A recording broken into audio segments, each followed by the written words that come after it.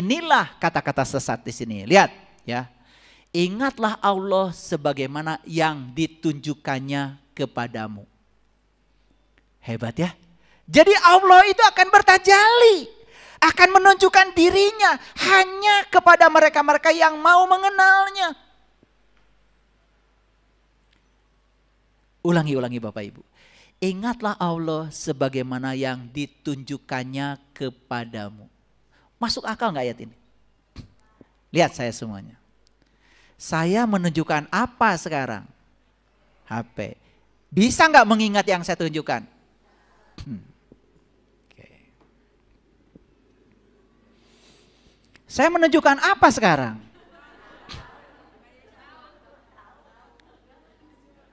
Bisa nggak mengingat yang saya tunjukkan?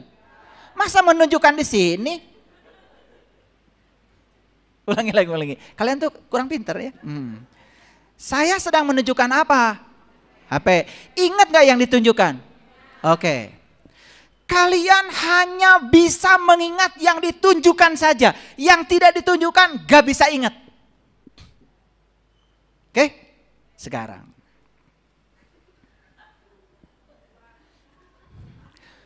Di tangan ini, Ibu Bapak, ada sesuatu. Bisa gak diingat? Kenapa gak bisa diingat? Kan gak ditunjukkan. Jadi apa yang tidak ditunjukkan oleh Allah gak mungkin bisa diingat. Kita hanya bisa mengingat yang ditunjukkan. Pertanyaan buat kalian semua nih yang cerdas, yang OGDJ. Allah sudah menunjukkan apa kepadamu? Sedangkan ayatnya jelas, wazkuruhu kama hadakum. Ingatlah dia sebagaimana yang tunjukannya kepada kamu. Sedangkan sampai sekarang Allah belum nunjukin apa-apa sama kamu. Terus apa yang bisa kamu ingat? Lanjut. Kata Allah di ayat ini, wa in kuntum min qablihi laminad-dhalin. Sungguh kamu sebelum itu, sebelum bisa mengingatnya, karena Allah belum menunjukkan apa-apa kepadamu, kamu termasuk orang-orang yang sesat. Clear? Jadi siapa orang yang sesat menurut Al-Quran? Orang yang belum bisa mengingat Allah, karena dia belum kenal kepada Allah, belum tahu Arafah. Ini sesat versi Quran, bukan sesat versi manusia. Ngerti ayat ini? Ngerti sebelah sini? Ulangi lagi. Wa in kuntum min qablihi laminad-dhalin. Sebelum itu kamu termasuk orang-orang yang sesat. Jadi orang sesat menurut Quran itu orang yang belum mengenal Tuhannya. Makanya ketika sholat Allahu Akbar, kan orang sesat begitu, ngacrut. Betul gak? Iya, ngacapruk. Iya, kemana aja. Tapi habis sholat ngakunya sudah menyembah Allah. Makanya Nabi Muhammad kan Isra Mi'raj dulu, baru sholat. Kan mengenal dulu, baru nyembah. Keren contohnya. Tapi kita tidak mengikuti contoh itu. Ngaku-ngaku aja. Kalau sudah jadi panitia Isra Mi'raj.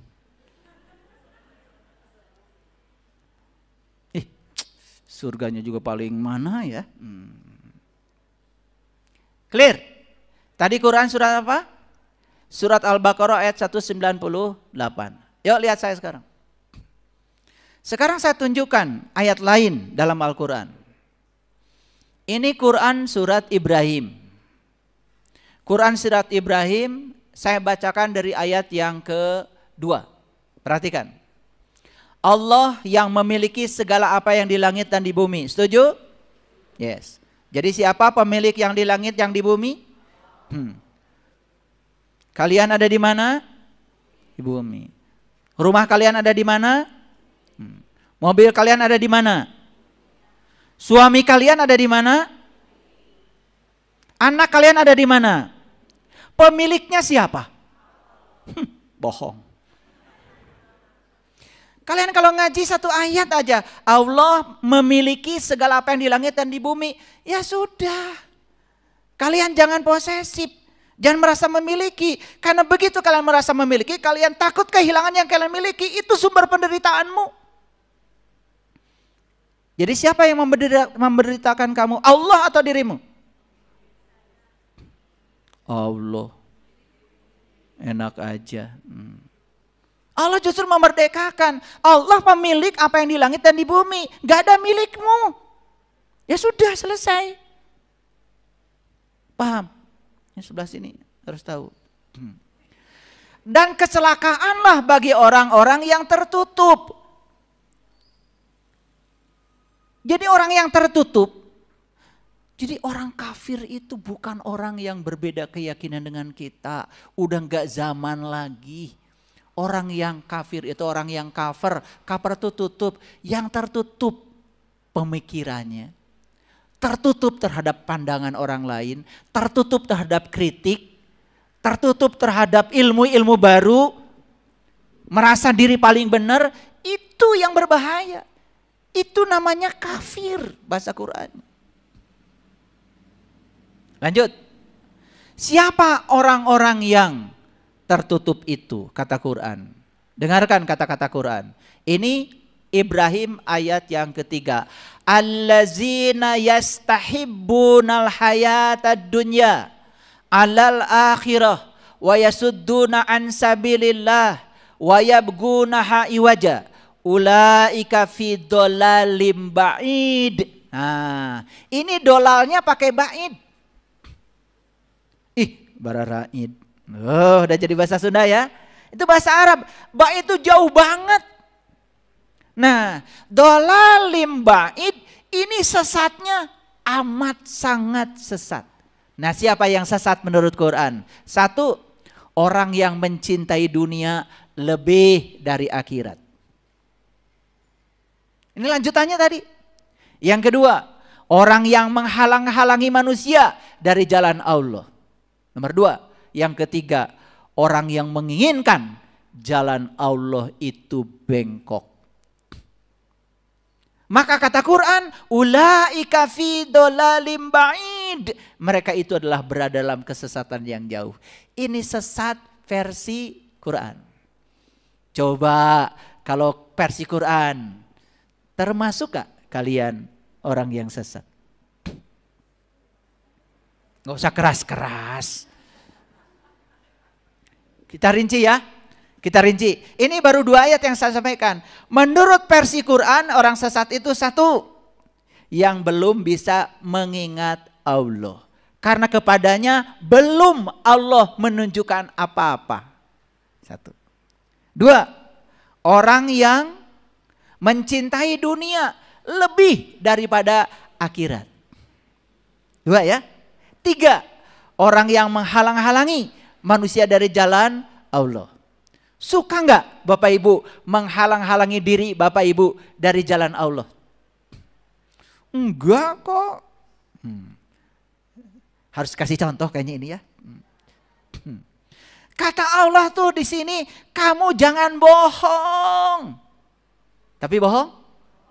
Nah, masuk?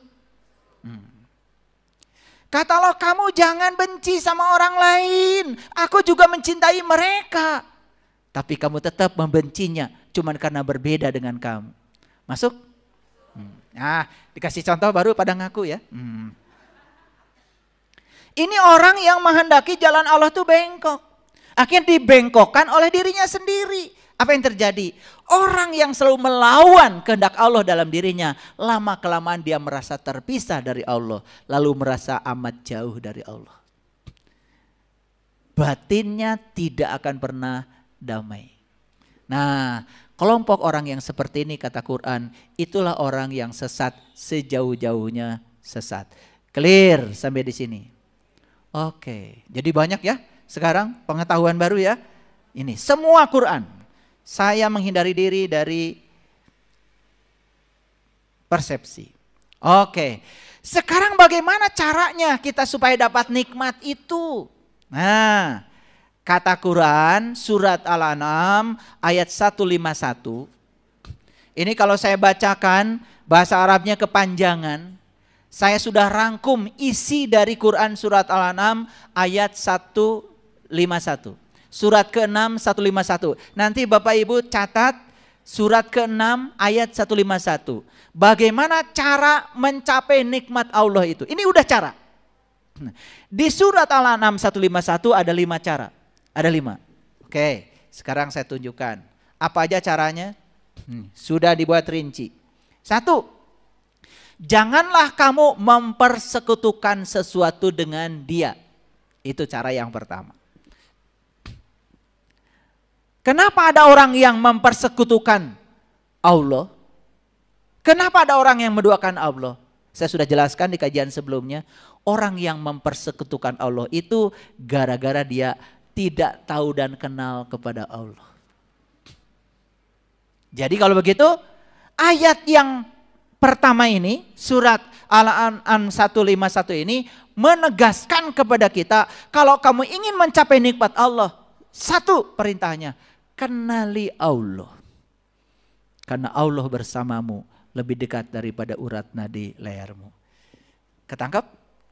Ya, perlu saya bacakan bahasa Arabnya? Saya bacakan. Bisa terpercaya.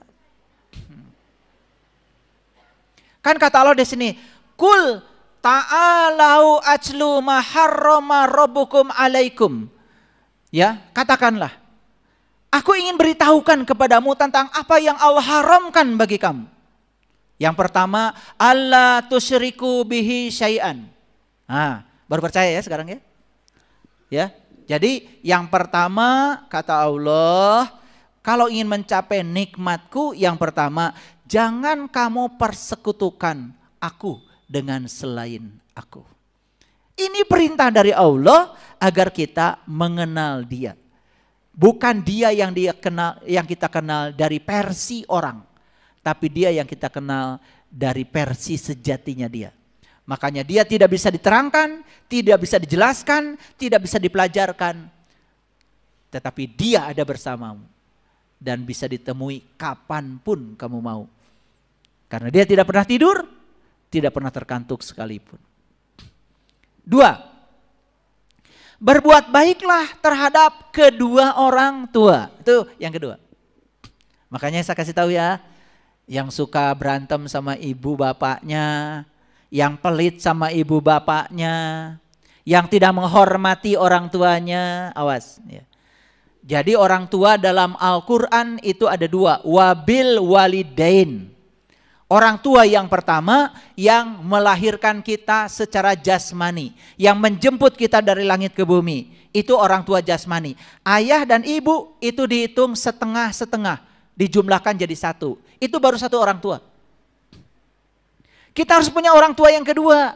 Orang tua yang kedua adalah yang mengantarkan kita dari bumi ke langit. Yang mengantarkan kita untuk mengalami kelahiran yang kedua, yang disebut dengan Dwi Jati, yang bisa mengenalkan kita kepada Allah. Itulah yang disebut dengan orang tua yang kedua. Sudah punya 2 orang tuanya? Kalau baru punya ibu bapak itu baru 1. Setengah dari ibu, setengah dari ayah. Tapi kalau kita tidak baik sama orang tua yang melahirkan kita secara fisik, tidak menghormatinya, ridho Allah gak akan jatuh. Yang kedua, ridho Allah jatuh karena ridho orang tua rohani. Harus punya tuh orang tua rohani.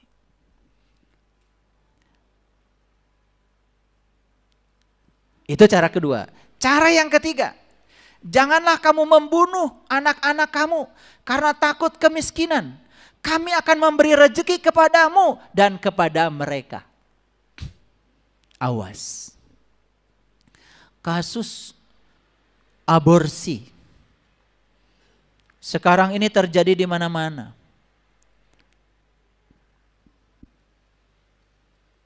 Itu cara yang ketiga. Keluarga berencana tidak membunuh.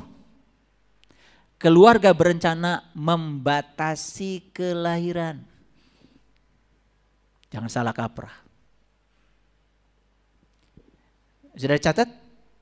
Oke. Yang keempat,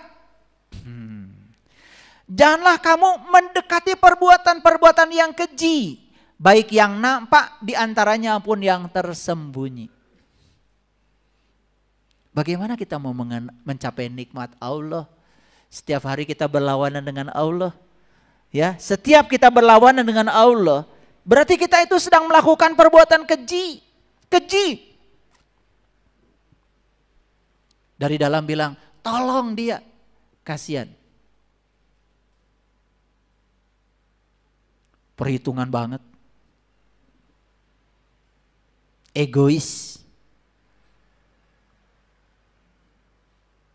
Yang kelima, janganlah kamu membunuh jiwa yang diharamkan Allah, melainkan sesuatu dengan sesuatu yang benar. Hadirin, setiap hari kita membunuh. Jiwa-jiwa yang hidup. Saya tidak membunuh manusia. Ya Allah. Yang namanya hidup itu bukan hanya manusia. Hewan, tumbuhan, mereka semua hidup. Dan kita setiap hari terus melakukan itu. Kita menciptakan sebab yang menimbulkan rasa sakit kepada makhluk lain. Masih suka membunuh?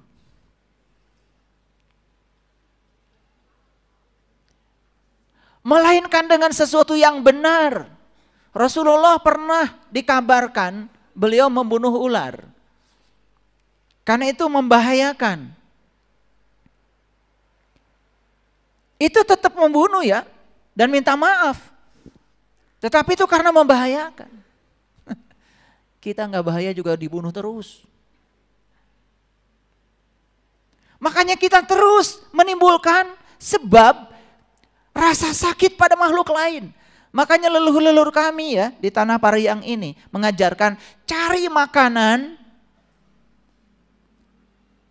yang kalau kamu terpaksa harus membunuh karmanya paling sedikit. Rasa sakit yang ditimbulkannya jangan terlalu besar. Kenapa? Semua rasa sakit yang ditimbulkan pada makhluk lain akan kembali pada diri kita sendiri. Jujur Bapak Ibu, 5 perintah Al-Quran ini sudah dilaksanakan belum? Tapi ngakunya sudah mendapat nikmat ya. Apalagi kan setiap pidato kita bersyukur. Kita panjatkan dulu ya. Kita panjatkan puji dan syukur kepada Allah. Karena kita hari ini masih bisa merasakan nikmat iman, nikmat Islam. Wih, luar biasa.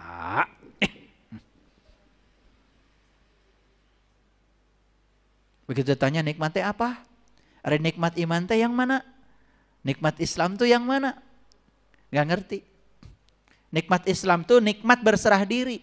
Begitu berserah diri total pada Allah, gak ada masalah. Nikmat itu, damai sekali. Itu harus dipraktekkan, jangan cuma ngomong. Nah, dalam Quran surat Al-An'am ayat 152 ada lanjutannya. Tadi baru berapa? 5. Nomor 6.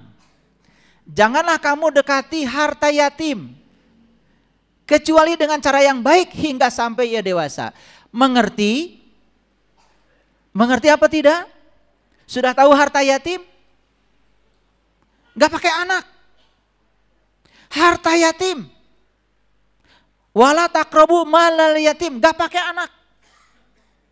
Yatim itu yang tak beribu, yang tak berbapak. Yang tidak pernah dilahirkan, yang ditiupkan. Jadi yatim itu hakikatnya adalah jiwa kita. Ya, apa harta jiwa? Satu-satunya harta jiwa adalah Dia yang maha jiwa. Jadi hartanya jiwa itu adalah Allah. Makanya kalau mau belajar ilmu mengenal Allah harus nunggu sampai dia dewasa. Kalau masih kecil belum waktunya. Dewasa apanya? Bukan dewasa usianya. Dewasa pemikirannya. Kan banyak yang dewasa tapi masih dicekoki oleh doktrin dan dogma sehingga susah untuk terbuka. nerima yang barunya susah. Itu namanya kekanak-kanakan. Maka di surat Al-Kahfi, waktu Musa berguru kepada Khidir, maka anak kecil dibunuh. Itu Khidir bukan membunuh anak kecil sebetulnya. Itu hakikat. Khidir itu sedang membunuh sifat kekanak-kanakan yang ada pada dirinya Musa. Kan mau belajar ilmu mengenal Tuhan. Makanya ilmu mengenal Tuhan itu hanya untuk orang-orang yang sudah terbuka pemikirannya, yang sudah dewasa. Yang masih suka usil, intoleransi, tidak bisa menerima perbedaan, tos weh, calik heula. Calik heula, ya. Jangan belajar ilmu-ilmu kayak gitu, ya. Sudah, ya. Iqra 1 aja.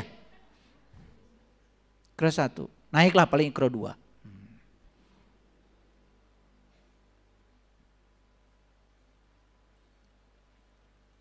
Paham sekarang harta yatim? Siapa yatim? Yang tak beribu, yang tak berbapak. Yang tidak pernah dilahirkan. Semua yang dilahirkan ini lama-kelamaan jadi yatim juga. Repot ngurusnya sedunia, yatim semua. Kan pada akhirnya ayah ibu kita pasti meninggal, betul? Ini banyak di sini kan anak yatim. Nah ini anak yatim. Yang dibicarakan di Quran tuh yatim. Makanya yatim itu adalah yang tak beribu, yang tak berbapak, yang tidak pernah dilahirkan. Makanya di Quran dikatakan aro'aital ladzi yukadzibu bidin, celakalah para pendusta agama. Fazalikal ladzi yadul yatim, mereka yang mentelantarkan yatimnya. Kalian sholat hanya raganya saja, yatimnya nggak diikutin. Karena nggak tahu siapa yang harus disembah, itu pendusta agama. Makanya habis sholat tetap kan marah-marah, tetap jengkel kan? Iya kan? Kan tidak berubah kan? Iya.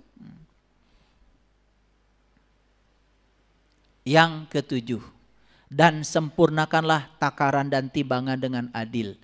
Takaran dan timbangan itu bukan hanya di pasar. Karena kalian gak semua juga kan tidak dagang kan? Masa ayat ini spesial buat pedagang di pasar? Bukan. Takaran dan timbangan itu dalam kehidupan. Takar, kalau mau bicara takar, timbang. Yang dikatakan ini apakah menyakiti orang yang mendengar apa tidak? Takar, timbang dengan adil. Kalau bicara kepada anak, ukur anak sesuai dengan ukuran dia. Jangan diukur anak sesuai dengan ukuranmu. Anak belajar tambah-tambahan, opat tambah opat sabaraha. Lieureun tah budak teh. Dah belum masuk di otaknya. Terpaksa cari jari opat. Gini aja belum tentu bisa. Melipatin aja belum tentu bisa. Kata orang tua, kitu wae teu bisa. Tuh. Ini tidak adil. Takaran timbangnya nggak adil. Ketika anak pakai kaos kaki terbalik, ketika anak pakai sepatu terbalik, keun we cenah ngarasakeun. Biarkan dia punya pengalaman pakai sepatu terbalik, jatuh karena sepatu terbalik, antap.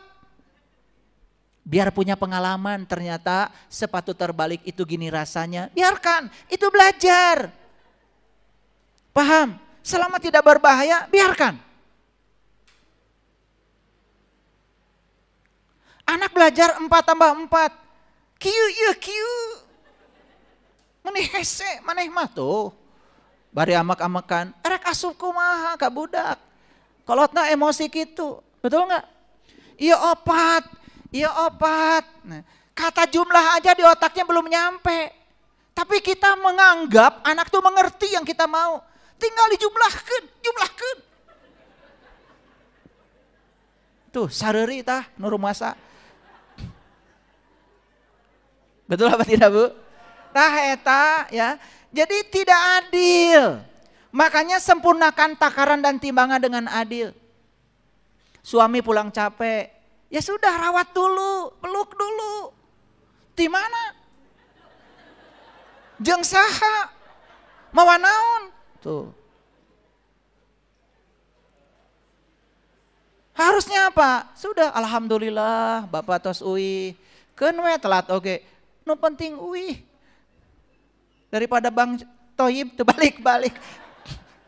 Betul nggak? Kan alhamdulillah harusnya balik oke, betul nggak? Kan wangi-wangi ge. Pulang aja sudah berkah, alhamdulillah. Nah kita itu sering tidak bisa menakar, menimbang dengan adil. Betul nggak? Tidak bisa berbicara pada situasi yang tepat. Ini timbangan dan takaran yang dimaksud ayat ini bukan soal di pasar. Itu mengespuguh. Paham ya? Jujur ya. Suka menakar, menimbang, coba kalau mau berkata, suka nggak? Pantesan tidak dapat nikmat Allah. Karena cara nomor 7 belum dilampaui. Masuk nomor 8. La nukallifullahu nafsan illa wus'aha, gitu ayatnya. Sadari bahwa Allah tidak memikulkan beban kepada seseorang melainkan sekedar kesanggupannya.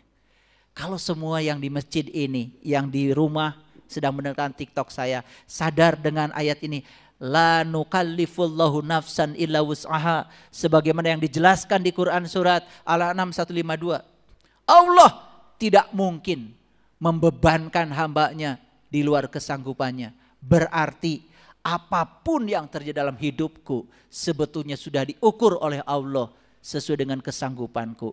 Makanya sanggupkan diri kita, pantaskan diri kita, layakkan diri kita bisa mengatasi semuanya sebesar apapun yang terjadi.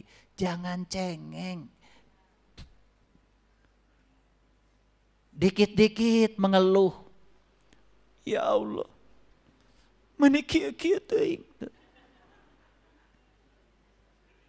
Sekali-kali coba, ya Allah, ajarkan pesan apa yang hendak Engkau sampaikan kepadaku lewat kejadian ini. Sekali-kali gitu atau dewasa sedikit. Bukan, ya Allah kenapa begini, kenapa begitu. Menggugat sama Allah. Padahal Allah bilang, la nukallifullahu nafsan illa wus'aha. Aku tidak akan mungkin memberikan beban kepada hamba-hamba yang aku cintai melampaui kesanggupannya. Tapi pikiran dan perasaan kita itulah yang sering merendahkan diri kita seolah-olah kita tidak sanggup. Lalu kita putus asa di tengah jalan. Bagaimana mau nyampe nikmat Allah kalau mentaliti kita seperti itu?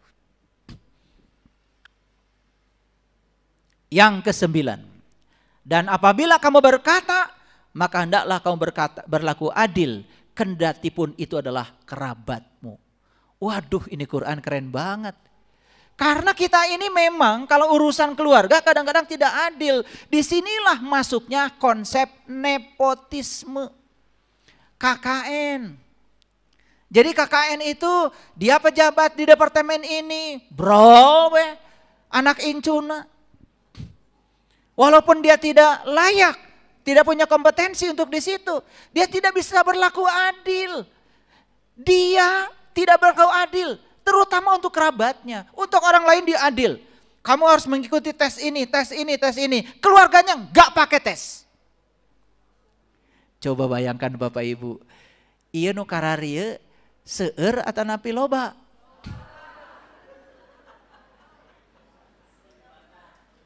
Bahkan mohon maaf ya, mohon maaf. Bahkan saya mendengar ini isu, semoga nggak benar. Katanya kalau ingin dipercepat itu naik haji, bisa nyogok. Isu, semoga nggak benar.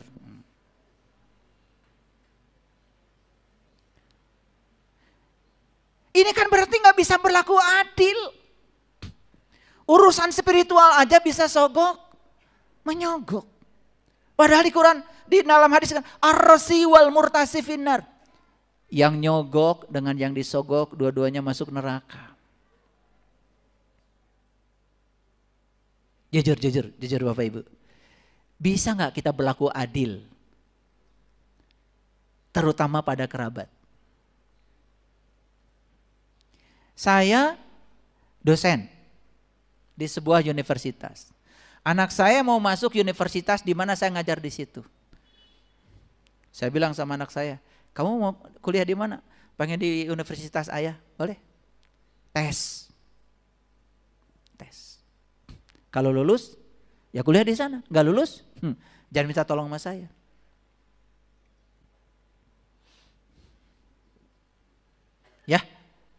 Nih. Di Indonesia ini yang namanya KKN ini, aduh sudah luar biasa. Pantas ya nggak dapat nikmat Allah. Nih saya kasih tahu, sepanjang kita tidak bisa berlaku adil dalam berkata, terutama pada kerabat, kita terhindar dari nikmat Allah. Dan yang ke-10, penuhilah janjimu kepada Allah. Apakah kita pernah berjanji kepada Allah? Pernah. Ketika kita di alam alastu, kita ditanya alastu birabbikum, saat itu kita berkata, qalu bala syahidna. Harusnya kesaksian itu dibawa ke dalam kehidupan kita sehari-hari. Bahwa Allah bersama kita. Beliau bicara tanpa kata. Beliau bicara tanpa suara. Tapi kata-kata Allah itu jelas terdengar di sini. Itu yang disebut dengan suara kebenaran. Ikuti saja itu.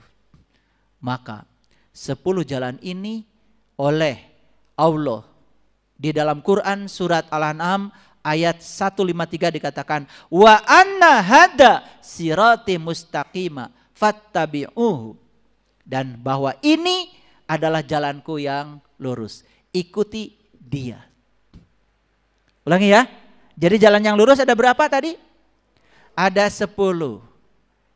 Kata Allah, wa anna hada sirati mustaqima fattabi'uhu wa la tattabi'us subula fatafarraqa bikum an sabilihi. Janganlah kamu mengikuti jalan-jalan lain yang mencerai-beraikan kamu dari jalannya. Mengerikan ya. Agama itu sekarang menjadi alat yang sangat mudah untuk mencerai-beraikan kemanusiaan kita. Bahkan hanya berbeda urusan syariat aja bisa bercerai-berai. Karena kita ada orang yang merasa diri lebih punya otoritas, lalu berhak untuk menghakimi pihak lain. Ini masalah kita. Ini masalah kita. Ya. Jadi wa anna hada sirati mustaqima fattabi'u. Mana siratal mustaqim? Sudah ditunjukkan. 10 jalan sudah saya tunjukkan. Dan inilah jalan siratal mustaqim. Ikuti jalan itu, kamu akan sampai pada nikmatnya Allah. Dipungkas dengan satu ayat di Quran surat Al-An'am ayat 161. Kul innani hadani rabbi. Katakanlah, ini Allah bilang sama Nabi Muhammad. Katakanlah hai Muhammad. Kul, katakanlah. Innani hadani rabbi ila sirati mustaqim. Sesungguhnya aku telah ditunjuki oleh Tuhanku kepada jalan yang lurus. Apa itu? Dinan qayyiman, agama yang lurus. Jadi ternyata kalau menurut Quran, 10 jalan yang tadi itu oleh Quran disebut agama. 10 jalan yang tadi itu oleh Quran disebut dinan qayyiman. Itu agama yang lurus. Jadi kalau kita ngagem agama sirat tol mustaqim, harusnya menjalani yang 10 tadi. Udah dicatat? Oke. Dari 10 itu yang sudah dijalanin berapa? Can hiji-hiji acan. Mengerikan. Nomor 1 juga masih mendua karena belum kenal. Betul enggak? Nomor 2 komo. Nomor 3 apalagi? Wah, sampai nomor 10 tiap hari melanggar janji kepada Allah. Bahkan Allah dihianati. Allah aja yang dekat dengan kita tidak dihargai kata-katanya, tidak dihargai petunjuknya. Dibantah terus. Kata Allah, jangan korupsi. Jangan nyolong. Jangan nyakitin orang, nyakitin. Wah, tiap hari melakukan perbuatan begitu. Ngaku-ngaku ahli surga. Apa kabar? Orang terdekat aja dengan kita, keluarga, pasangan, anak, tidak merasa damai dengan kehadiran kita. Apa kabar? Gak usah mikirin umat, pikirkan aja dulu diri kita. Jadi ternyata Nabi Muhammad sendiri disuruh berkata, innani hadani rabbi, sesungguhnya aku telah ditunjuki oleh Tuhanku ila syirati mustaqim, ke jalan yang lurus. Apa itu? Dinan qayyiman. Inilah agama yang lurus. Yang 10 tadi itu ternyata disebut agama. Ajarannya sangat jelas. Millata Ibrahim Hanifa. Itu adalah ajarannya Ibrahim. Jadi makanya ajarannya para nabi dan para rasul gak beda. Syariatnya saja di setiap zaman beda-beda. Gak apa-apa. Wa ma kana minal musyrikin, dan sungguh Ibrahim itu tidak termasuk orang-orang yang musyrik. Berarti Ibrahim sudah memenuhi enggak kriteria Shiratal Mustaqim yang pertama?